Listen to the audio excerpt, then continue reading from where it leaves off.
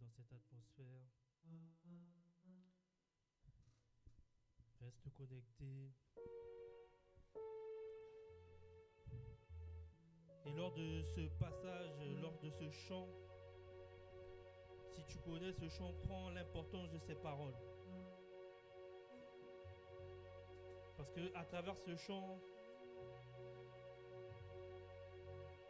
Jésus a voulu dire beaucoup de choses pour nous. À travers ce chant, nous pouvons exprimer tout l'amour que nous avons pour Dieu. Donc si tu aimes sincèrement Dieu, si tu connais ce chant, chante-le.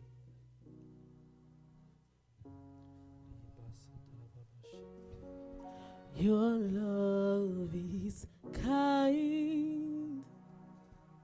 Oh, your love is patient.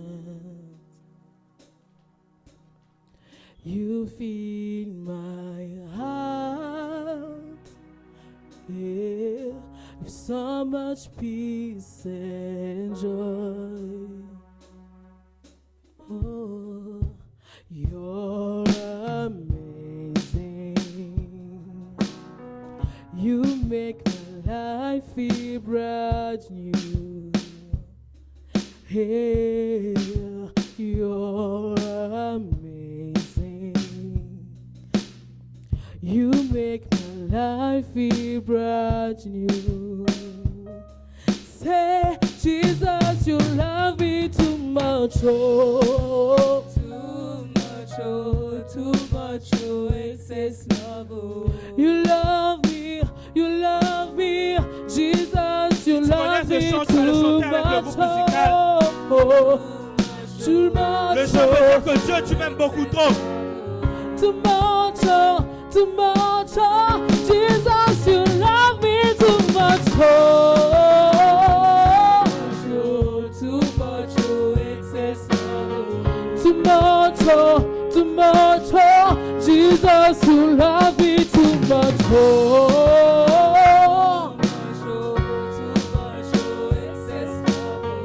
Too much, oh, Jesus, you love me too much, oh. You love me, too much, oh, Jesus, you love me too much, oh. Yes, you love me,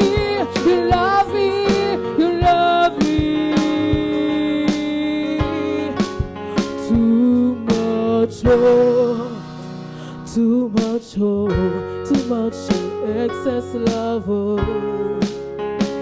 Hey, your love for me is too much, oh. Too much, oh, excess love, oh. Too much, oh, too much, oh. Too much, oh, oh, too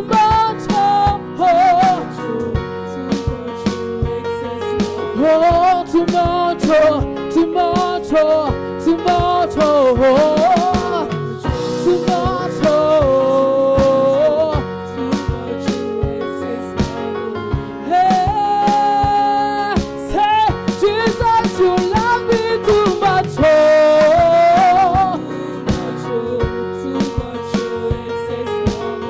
you love me, Jesus, you love me,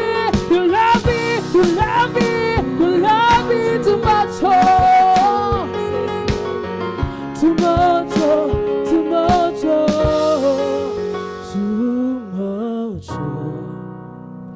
Too much, oh. Too much, excess love, oh.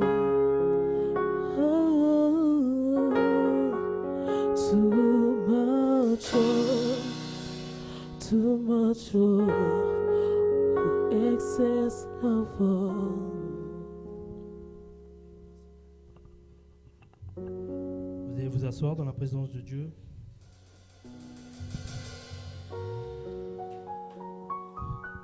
Donc je vous salue dans le nom de Jésus. Vous voyez que nous ne sommes pas au grand nombre, mais c'est parce qu'il y a certains qui sont en déplacement pour le mariage de notre sœur. Mais je vous remercie d'être présents aujourd'hui, ici présents, pour ce rendez-vous divin. Parce que nous savons que Matthieu 18, le verset 20 dit que là où 2 ou 3 sont réunis en mon nom, il est présent parmi nous. Nous savons que le pasteur, le couple pastoral est en déplacement, mais comme il a dit avant son départ, il ne part pas avec Dieu. Donc si tu es venu ou tu venais parce qu'il était présent, c'est que tu n'as toujours rien compris. Donc pour ceux qui sont présents, merci de votre présence. Et nous allons encore une fois nous édifier par la parole de Dieu. Bien souvent, nous pensons que le temps peut changer le cours des choses, peut changer le cours de notre vie. Mais le plus souvent, c'est une prise de décision qui permet de changer les circonstances et les situations dans nos vies. Et à travers la lumière de la parole, nous allons voir ça ce matin. Donc c'est vrai que nous ne sommes pas nombreux, mais ne regarde pas au nombre que nous sommes. Puisque ce que Dieu fait est bon. S'il a permis que nous soyons là aujourd'hui, c'est parce qu'il y a une parole pour nous. Je salue aussi les internautes qui nous suivent ou qui nous suivront en direct ou en rediffusion. Père éternel, Dieu de grâce, de miséricorde, me voici encore devant ton peuple. Je ne sais pas parler, mais j'ai la conviction que, Père éternel, tu mettras les paroles en moi, Seigneur. Je prie que tu lis ma chair et que ton esprit croisse encore en puissance en moi. Que toute la gloire et l'honneur te reviennent à toi seul, toi qui es Dieu. Amen. Nous allons préparer Jean 5, le verset 1 à 14. Le thème d'aujourd'hui, c'est « Lève-toi, prends ton lit et marche ». Le thème, c'est « Lève-toi, prends ton lit et marche ».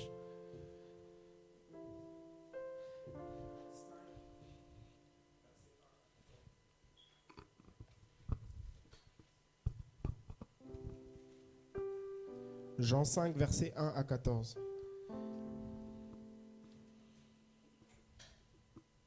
Je lis la parole au nom de Jésus. Amen. Après cela, il eut une fête des Juifs, et Jésus monta à Jérusalem.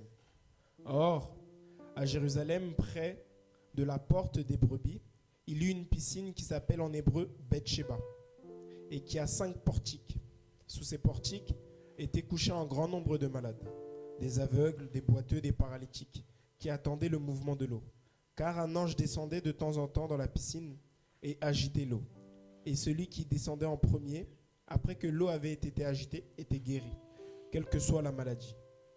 Là se trouvait un homme malade depuis 38 ans. Jésus, l'ayant vu coucher, et sachant qu'il était malade depuis longtemps, lui dit : veux-tu être guéri ? Le malade lui répondit : Seigneur, je n'ai personne pour me jeter dans la piscine quand l'eau est agitée, et pendant que j'y vais, un autre descend avant moi. Lève-toi, lui dit Jésus, prends ton lit et marche. Aussitôt, cet homme marcha et fut guéri. Il prit son lit et marcha. C'était un jour de sabbat. Je continue ? Oui, jusqu'au verset 14, s'il te plaît. C'était un jour de sabbat. Les Juifs dirent donc à celui qui avait été guéri : c'est le sabbat, il ne t'est pas permis d'emporter ton lit. Il leur répondit : celui qui m'a guéri m'a dit : prends ton lit et marche.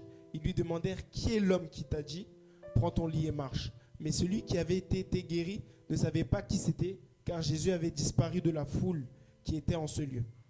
Depuis, Jésus le trouva dans le temple et lui dit : voici, tu as été guéri, ne pêche plus, de peur qu'il t'arrive quelque chose de pire. Amen. Amen. Amen. Nous connaissons tous cette histoire de la guérison de ce paralytique. Avant d'aller plus loin, nous allons voir déjà quelques petites définitions. J'aime bien donner les définitions pour qu'on puisse comprendre le contexte et le thème en lui-même. Donc dans le thème, on a lève. La définition de lève, c'est se mettre debout. C'est de dresser sur ses 2 pieds. On apprend du verbe prendre, c'est saisir, attraper. Et on a marche, qui veut dire mouvement, se déplacer du corps sur ses deux pieds. Comme ça, là, on comprend bien le sens du thème. Avant d'aller plus loin, je veux te dire que ce n'est pas le fait d'avoir commencé le christianisme il y a longtemps, ou d'être chrétien depuis longtemps, ou des années, qui vont pousser Dieu à agir ou opérer dans ta vie. Ce qui va pousser Dieu à agir et opérer dans ta vie, c'est ton degré de croissance. C'est ta connaissance. C'est ta maturité spirituelle. C'est ce qui provoque l'intervention de Dieu dans ta vie. Ce que l'on croit ou ce que l'on connaît de Dieu, face aux situations, maladies, épreuves, qui déterminent notre victoire et non le nombre de temps. Est-ce que quelqu'un m'entend ce matin? Revenons à notre passage. La Bible dit que Jésus, allant à Jérusalem, va à la rencontre d'un homme qui avait 38 ans de maladie. C'est énorme, hein? Je pense que la majorité ici, ils n'ont pas encore cet âge-là. Est-ce que je me trompe? Moi, je sais que je ne suis pas trop loin, mais je pense que la majorité des personnes présentes là n'ont pas encore cet âge-là.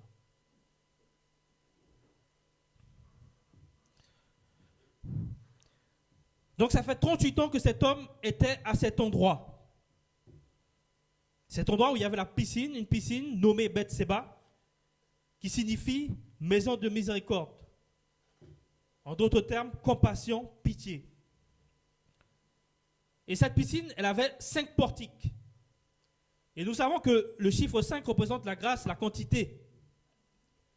Mais je vais vous poser une question aujourd'hui. Je sais qu'il y a plein de matheux, plein d'intelligents ici à la MCEC. Là, on a dit que cet homme avait 38 ans de maladie. On est d'accord? Jésus alla à sa rencontre. Jésus avait quel âge à cette période? Oui, c'est ça. Oui, parce que Jésus a commencé son ministère à quel âge? 30 ans. Parce que nous savons que c'est dans le ministère de Jésus qu'il a opéré ce miracle, cette guérison. Parce que le premier miracle, nous savons que c'est qu'il a changé l'eau en vin. Il y a un autre miracle, mais moi je parle des miracles où il est présent, parce qu'il y a un autre miracle qu'il a fait, c'est lorsque le fils d'un chef allait mourir, il lui a dit, va, ton fils sera en vie. Mais il n'était pas présent. C'est la foi de l'homme qui a parlé. Mais l'autre miracle du portique, de la piscine de Bethséba, il était présent. Donc on a dit que l'homme avait 38 ans, Dieu a commencé son ministère à 30 ans, et nous savons que Dieu est mort à quel âge? 33 ans. C'est-à-dire que le ministère de Dieu a duré de 30 à 33 ans. On est d'accord? Donc là, on va prendre les 38 ans et on va mettre les 33 ans du ministère de Dieu. On va faire la soustraction. Lorsque vous faites 38 moins 3, ça fait combien? Ça fait 5 ans. Ça veut dire que l'homme était déjà malade, que Dieu n'était même pas encore né. On est d'accord? Si on fait 38 moins 33, ça donne 5. C'est-à-dire que l'homme avait déjà 5 ans de maladie avant la naissance de Jésus. Est-ce que quelqu'un me comprend?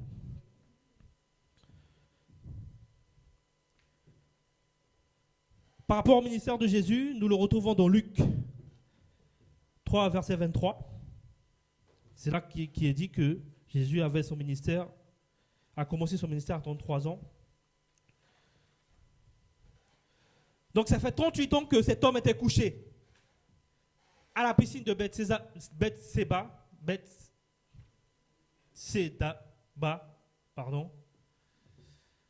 sans pouvoir être guéri. Durant ces 38 ans, cet homme a vu des gens défiler. Parce que nous avons lu qu'il y avait toutes sortes de maladies. Des aveugles, des boiteux, des paralytiques. C'est-à-dire que durant ces 38 ans, cet homme a vu des gens être guéris, sans lui pouvoir être guéri. Durant ces 38 ans, je pense que cet homme même a dû voir des gens qui ont été guéris, qui sont revenus, peut-être ramener leurs amis, ramener des gens pour être aussi guéris à leur tour. N'est-ce pas? durant ces 38 ans, il y a même des gens qui ont dû dire, ah mais je le connais, ça fait un moment qu'il est là, dans notre langage à nous. Ça fait un moment que je le vois là, il est à la piscine. C'était même peut-être le voisin d'un d'entre eux qui a pu sauter dans la piscine avant lui. Donc, comme nous savons, il y a pu avoir des critiques. Il y a pu avoir des moqueries envers cet homme. Je veux dire, ouais, ça fait longtemps, il dure, hein, lui, comme on dit, on aime dire dans notre jargon, les jeunes. Lui, il dure, hein. Mais il est resté là pendant ces 38 ans.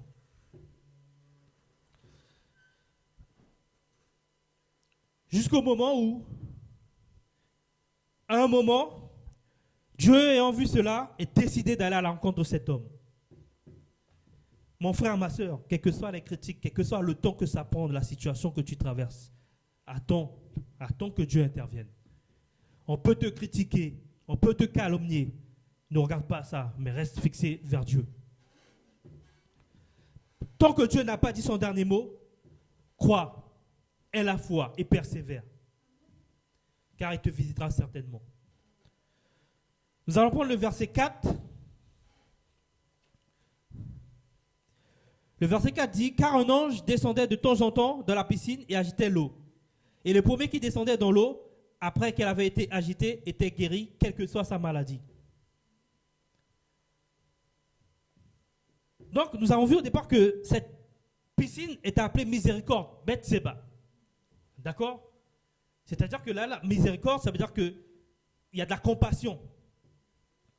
Et en plus, il y avait 5 portiques qui représentaient la grâce. Mais nous avons vu que cette maladie a pris racine en cet homme. 38 ans, ce n'est pas 38 jours, hein. Ni 38 minutes, ni 38 secondes. Donc ça veut dire que cette maladie a été ancrée en cette personne. Car durant ces années, il n'a pas pu sauter pour obtenir la guérison. Mais lorsque nous regardons, nous lisons la parole de Dieu, nous voyons que cet homme-là, il attendait trop l'aide de quelqu'un. Et des fois, c'est ce qui nous arrive. Au lieu de regarder à Dieu, on attend sur notre frère, notre soeur, ou un membre de notre famille, ou un ami pour nous aider. Et pourtant, ce n'est pas forcément lui la solution. Et lui, il attendait ça, justement. Il attendait que quelqu'un l'aide. Mais je me suis dit, il est inconscient. Tous ces gens-là, ils sont là pour être guéris. Qui va vouloir que tu tombes dans l'eau avant lui? Non. Franchement, l'incrédulité, parfois, nous mène la vie dure. Parce que s'il avait la révélation, il aurait compris qu'à un moment, qu'il doit faire l'effort. Lui, il attendait qu'on l'aide à faire l'effort. Il a duré. Donc, je veux te dire aujourd'hui, il y a des situations que Dieu peut seulement intervenir. Il y a des situations où tu as beau vouloir l'aide de quelqu'un, ça ne va pas marcher. Parce que Dieu ne veut pas que ce soit ces gens-là qui t'aident, mais que cette aide-là vienne de lui.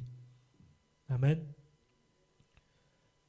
Nous savons que l'ange qui agitait l'eau, nous savons que les anges, ils n'ont pas de compassion envers les êtres humains, parce que les anges, ils ont été créés pour des missions.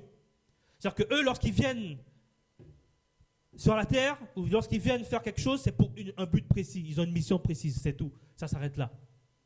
Est-ce que quelqu'un me comprend? Ils n'obéissent pas aux hommes. Parce qu'ils sont envoyés par Dieu. Donc ils écoutent que Dieu. Ils obéissent que Dieu. Mais pour que la situation de cet homme change, il a fallu qu'il prenne une décision.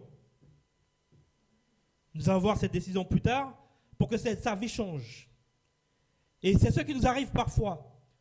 Nous transportons en nous de l'amertume, de la rancœur, de la jalousie, de la colère. Et tout ça, on va matérialiser. C'est comme si c'était le brancard de cet homme-là que nous transportons invisiblement. Et c'est toutes ces choses-là qui nous empêchent d'aller dans notre destinée, qui nous empêchent de nous approcher de Dieu. Ces choses-là gangrènent notre vie. Donc, il y a parfois ces situations-là, justement, ces choses-là demandent à prendre des décisions drastiques. C'est vrai que nous pouvons beau payer la dîme, nous pouvons beau payer les offrandes, Mais tant qu'il y a toutes ces choses-là dans nos cœurs, on ne pourra pas avancer. Est-ce que quelqu'un me comprend? Ces choses-là nous empêchent d'avancer. Ces choses-là nous empêchent d'évoluer. Ces choses-là nous empêchent de grandir. Parfois même, nous créons même à travers ces choses-là des forteresses qui empêchent le Saint-Esprit de travailler en nous. Est-ce que quelqu'un me comprend? À la piscine de Bethséba, nous savons qu'il y avait un mouvement prophétique. Mais comme nous avons dit plus haut, les anges n'ont pas compassion. Mais il y avait aussi les sacrificateurs de cette période-là. Qu'est-ce qu'ils faisaient? Ils étaient en train d'adorer, ils étaient en train de marchander pour avoir de l'argent au lieu d'aider ceux qui étaient malades. Ils étaient en train de chercher autre chose que chercher la face de Dieu. Et Dieu, ayant vu cela, a eu compassion de cet homme. Et alla à la rencontre de cette situation. Il y a des situations dans ta vie qui méritent l'intervention de Dieu. C'est-à-dire que Dieu peut susciter certaines personnes pour t'aider, mais il y a des situations où c'est Dieu lui-même qui est obligé de venir. Tout simplement pourquoi? Pour que lorsque cette situation-là change, pour que ton témoignage soit grand, afin de pouvoir le glorifier. Amen. Au verset 6, Jésus le vit couché et sachant qu'il était malade depuis longtemps, il lui dit, « Veux-tu être guéri ?» Qu'est-ce que l'infirme a répondu? Qu'il n'y a personne pour le jeter. Mais je vous pose la question. Si vous, on vous pose la question, vous êtes malade, veux-tu être guéri? Théoriquement, quelle est votre première réponse? On est d'accord? Directement, oui. On souffre. On dure dans la souffrance. Mais là, il dit, je n'ai personne pour me jeter dans l'eau. Donc vous avez vu que parfois, c'est notre propre décision, notre propre choix qui fait qu'on dure dans une situation difficile. Et non Dieu.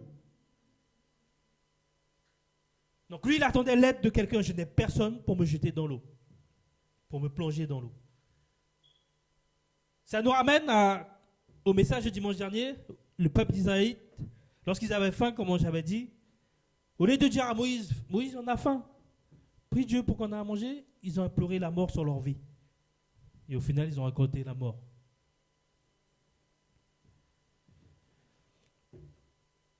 Tandis que la question même, la réponse même, elle était simple. C'était juste de dire oui, je veux être guéri. Et en plus, pourtant, il avait une partie de la révélation puisqu'il appelait Maître, Seigneur. Donc, il savait déjà que c'était une divinité. Il savait que c'était Dieu. Il avait senti la puissance de Dieu.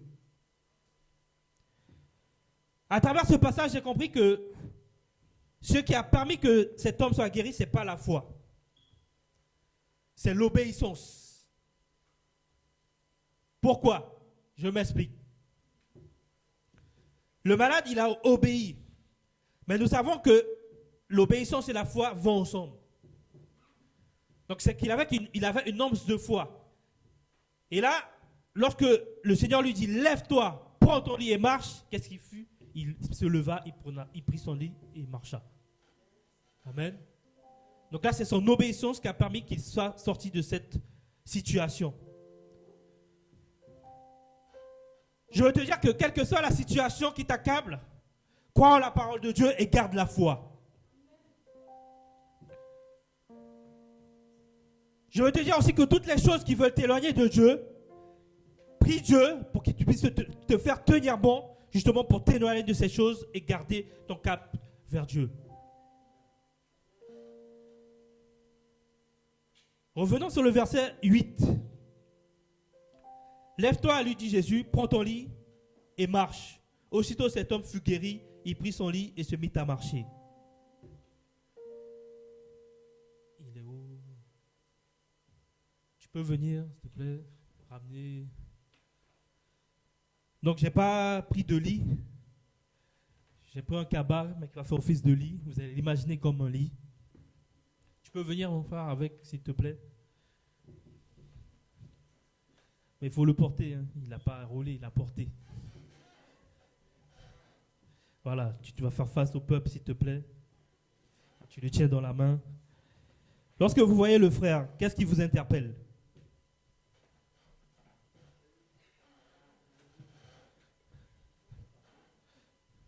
On voit qu'il porte quelque chose à la main. Donc on va dire que c'était le lit. Donc si vous voyez quelqu'un avec un lit à la main comme ça, qu'est-ce que vous allez dire? C'est bizarre, on est d'accord. Ok? Effectivement, c'est bizarre. Mais le fait de porter le lit, il y avait un but pour Dieu.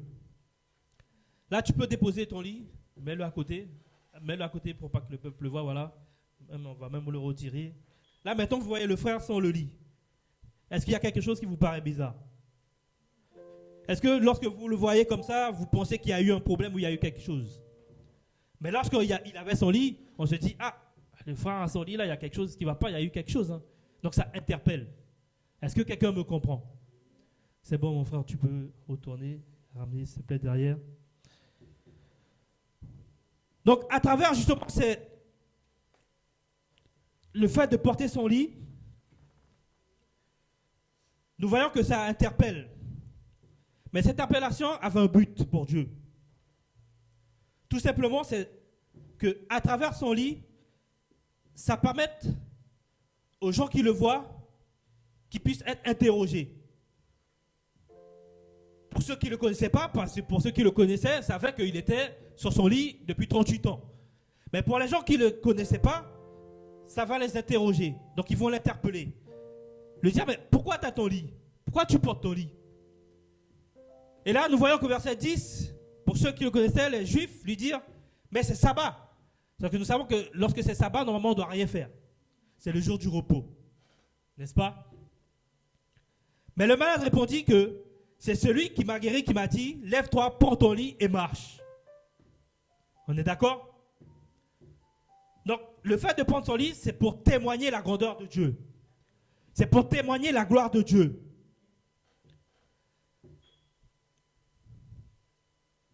Grâce à la parole de Dieu, aujourd'hui, qui sommes ici présents ou ceux qui nous suivent, nous pouvons être ce que nous sommes aujourd'hui. La maladie ou les situations qui nous préoccupaient, je n'ai pas dit qu'on n'aura pas de situation ni de maladie encore, parce que nous sommes en Christ, ça c'est faux. Mais certaines maladies ou certaines situations que nous avons vécues, Dieu a permis que nous puissions en sortir vainqueurs. Cela permet d'encourager et de fortifier, édifier quelqu'un. Dieu lui dit, lève-toi, prends ton lit et marche. Nous voyons aussi que, comme on a vu dimanche dernier, le peuple d'Israël a dû marcher aussi pour arriver à la terre promise. Malheureusement, ils n'ont pas pu arriver, mais ils ont quand même dû marcher. Donc, à un certain moment, il faut que tu fasses toi-même le mouvement. Il faut que toi-même, tu sois acteur de ton changement. Il faut que tu sois acteur de ta vie. Il faut que tu sois acteur de la situation. C'est vrai que Dieu intervient, mais si tu n'y a pas ta part, le miracle ne pourra pas s'opérer. Aujourd'hui, eux, ils ont dû aller dans un portique, dans un endroit, dans une piscine où il y avait 5 portiques, pour pouvoir être dans le prophétique, pour pouvoir être, on va dire, dans la grâce, dans la miséricorde de Dieu. Mais nous, aujourd'hui, nous avons la grâce, quel que soit l'endroit où nous nous trouvons, nous pouvons être dans la présence de Dieu. Nous n'avons pas besoin forcément de lieu précis pour être dans la présence de Dieu, afin de pouvoir recevoir de la part de Dieu. Et ce qui est encore bien, c'est que le dimanche, nous pouvons nous recueillir ici entre frères et sœurs pour nous édifier, nous fortifier.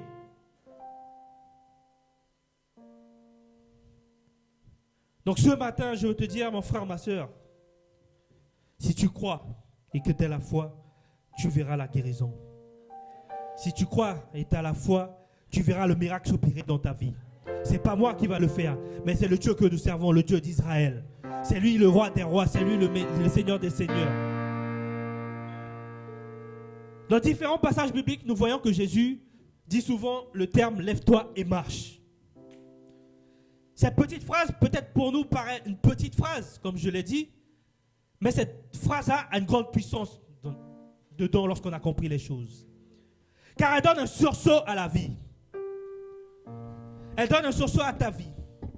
Quelles que soient les choses, quel que soit l'ordre, à travers cette phrase, il y a quelque chose qui va se ressusciter en toi. Cette phrase-là ramène la résurrection dans ta vie. Puisque le verbe se lever, l'un de ces deux verbes, disons la résurrection ou ce jour où Jésus active la résurrection dans ta vie aujourd'hui au nom puissant de Jésus. Le port du brancard a été très important, comme je l'ai dit en amont, ou du lit, pour plusieurs choses. Car avant l'intervention de Dieu, l'homme était porté par le brancard, n'est-ce pas? Et là où était le brancard, nous savons que l'homme n'était pas trop loin. L'homme transportait sa maladie, sa faiblesse. Cela le déterminait. Il subissait durant 38 ans. Mais après l'intervention de Jésus, c'est l'homme qui portait son lit. À travers sa prise de décision, il est devenu l'acteur maintenant de sa vie. Maintenant, le port du lit pour lui est devenu un tremplin pour apporter la bonne nouvelle. Donc ce matin, je veux dire que ta situation est là justement pour apporter la bonne nouvelle dans ta famille. Ta situation est là justement pour apporter la bonne nouvelle dans ton entourage. Ta maladie est là pour apporter la bonne nouvelle autour de toi. Le brancard a permis de montrer qu'il a été obéissant à Dieu. Parce qu'il aurait pu se lever et laisser le brancard. Mais est-ce qu'il y aurait eu le miracle? La question qu'on aurait pu se poser. Peut-être ça serait arrêté là, il n'a pas obéi, il serait levé et puis il serait retombé peut-être tout de suite. On ne sait pas. Mais ça veut dire qu'il y a eu l'obéissance de Dieu. Le fait de porter le brancard aussi est une occasion d'édifier quelqu'un. Le fait aussi d'avoir porté le brancard a été aussi pour lui le fait de se rappeler d'où il était. De ce qu'il était, de ce qu'il a subi.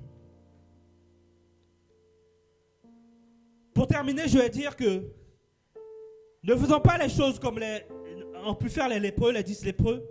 Dieu a opéré le miracle, ils ont retiré la lèpre, il n'y a eu qu'une seule personne qui est retournée. Et bien souvent, c'est ça notre problème. Dieu fait dans notre vie, mais nous ne témoignons pas. Dieu fait dans notre vie, mais nous n'édifions pas quelqu'un. Dieu fait dans notre vie, nous ne soutenons pas les autres.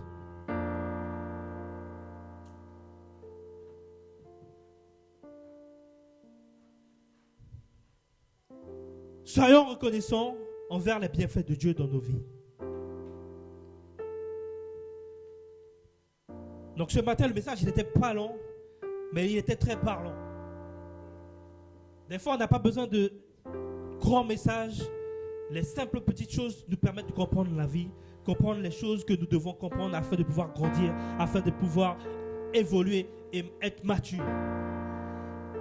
Nous allons nous tenir debout dans la présence de Dieu.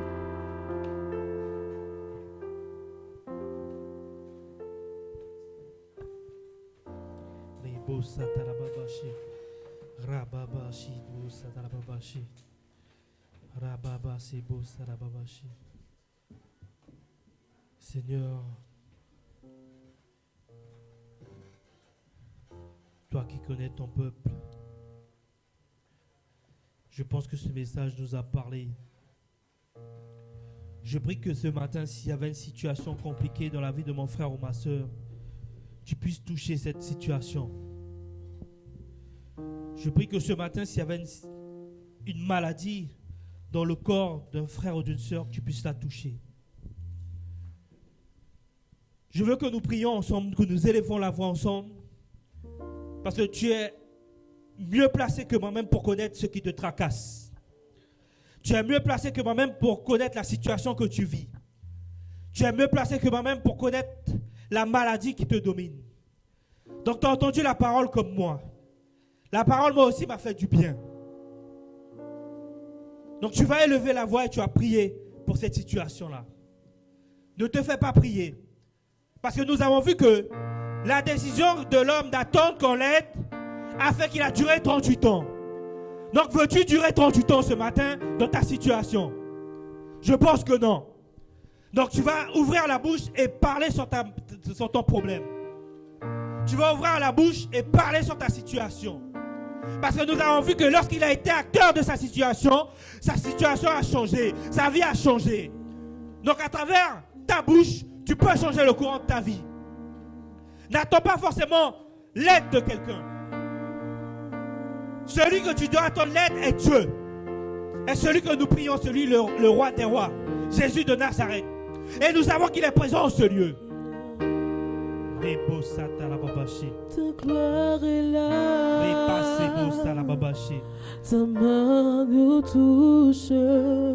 Quelqu'un de disposé ce matin, Père. Je prie que tu le touches, Seigneur. Et que ta situation, Seigneur, qui le dominait, Seigneur. À travers, Seigneur, cette parole, Seigneur, tu puisses le visiter ce matin. Et puis qu'il puisse venir rendre gloire et témoigner, Seigneur, de ta grandeur, Seigneur. À travers, Seigneur, ces paroles, Seigneur. Je prie, Seigneur, que tu localises quelqu'un ce matin. Je prie, Père éternel, que toute maladie, Seigneur, ils ont pu dire qu'elle était incurable, Seigneur. Toi, le Dieu de l'impossible, Seigneur. Oui, ta main nous touche. Ta puissance est là. Ta puissance est là. Ta main nous touche. Ta main nous touche. Ta présence est là. Ta présence est là. Ta main nous touche. Ta main, touche quelqu'un ce matin, Père. Quelqu'un de disposé, Seigneur, assoiffé, Seigneur, de ta parole, Seigneur. Touche-la ce matin, Seigneur. Pas besoin d'imposer la main, Seigneur. Mais ton esprit, Seigneur, fera le travail, Seigneur. Oui, ta main nous touche. Ta puissance est là. Ta puissance est là. Oh, ta main nous touche. Ta main nous touche. Oui, ta gloire est là. Oui, ta gloire est là. Ta main nous touche. Elle nous touche. Elle nous touche. Ta puissance est là. Ta puissance est là. Ta main nous touche. Ta main, ta main, ta main, ta main. Oui, ta gloire, ta gloire, ta gloire, ta gloire. Ta main nous touche. Ta main nous touche. Ta main nous touche. Ta puissance est là. Ta puissance est là. Ta puissance est là. Ta main nous touche. Ta main nous touche. Ta main nous touche. Ta puissance est là. Ta puissance est là. Ta main nous touche. Oui, ta main nous touche. Oui, ta gloire est là. Ta main nous touche. Ta main nous touche. Ta main nous touche. Ta puissance est là. Ta main nous touche. Ta main nous touche. Ta main nous touche. La terre a tremblé. Le voile s'est déchiré. Désarmant la mort et le péché. Les cieux chantent ta gloire, l'écho de ta victoire, car tu es le roi ressuscité. La terre a tremblé, le voile s'est déchiré, désarmant la mort et le péché, les cieux chantent ta gloire. ta victoire, car tu es le roi, tu es le roi, oui, tu es le roi, tu es le roi. La terre, la terre, la terre, je vois cette déchirée, les enfants la et le péché, oui, les cieux chantent ta gloire. Je tire l'écho de ta victoire, car tu es le roi, tu es le roi, tu es le roi, tu es le roi, oui, la terre à toi, le voile, oh, désarmant la mort, et le péché,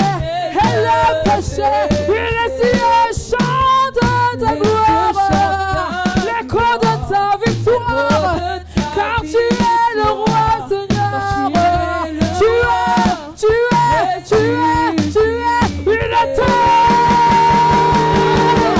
oh, le voile s'est déchiré, oui, les enfants la mort, et le péché, les cieux chantent ta gloire, l'écho de ta victoire, car tu es le roi, tu es le roi, tu es le roi, tu es le roi, oui, la terre, le voile s'est déchiré, oh, désarmant la mort, et le péché, oh oui, les cieux chantent ta gloire, l'écho de ta victoire, car tu es le roi, tu es le roi, tu es le roi, tu es, oui, la terre a tremblé, le voile s'est déchiré, et le péché, oui, les cieux chantent ta gloire, l'écho de ta victoire, car tu es le roi.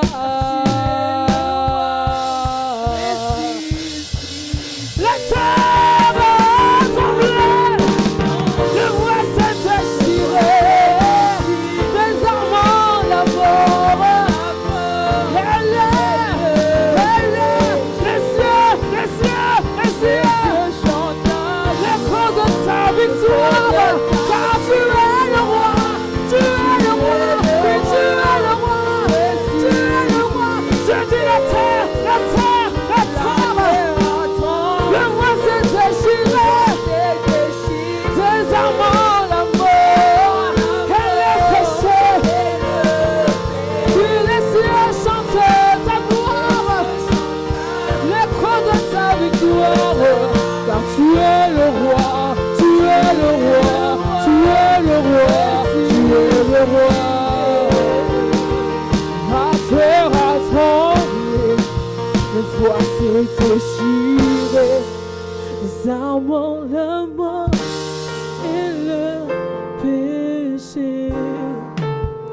Les cieux chantent ta gloire, l'écho de ta victoire, car tu es le roi, tu es le roi, oui, la terre a tremblé, le voile s'est déchiré, désarmant la mort, et le péché, les cieux chantent l'écho de ta victoire, tu es le roi, tu es ressuscité, la terre a tremblé, le voile s'est déchiré, désarmant la mort, et le péché, les cieux chantent ta gloire, l'écho de ta victoire, car tu es le roi ressuscité.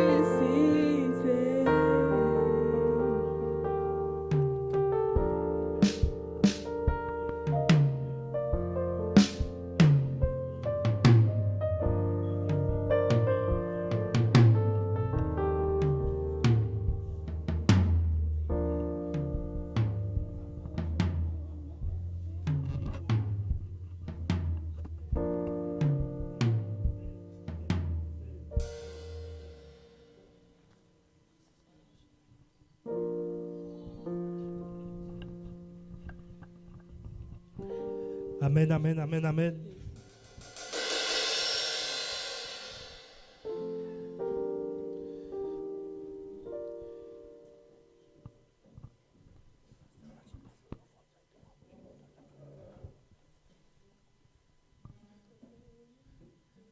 Amen, amen, amen, amen.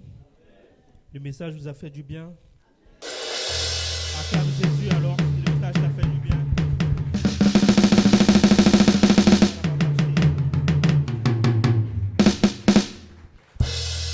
L'église n'a pas besoin d'être remplie pour que la présence de Dieu soit là.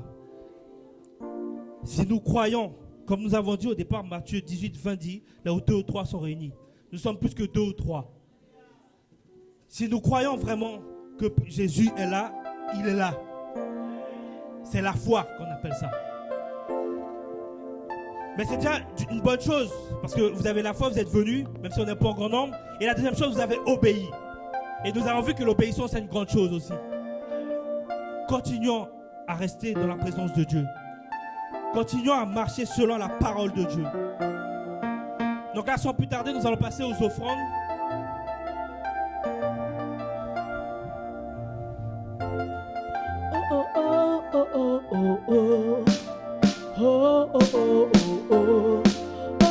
Donc ce que tu as préparé pour amener dans la maison de Dieu, parce que ça aussi c'est une parole d'obéissance. Tes dîmes et tes offrandes.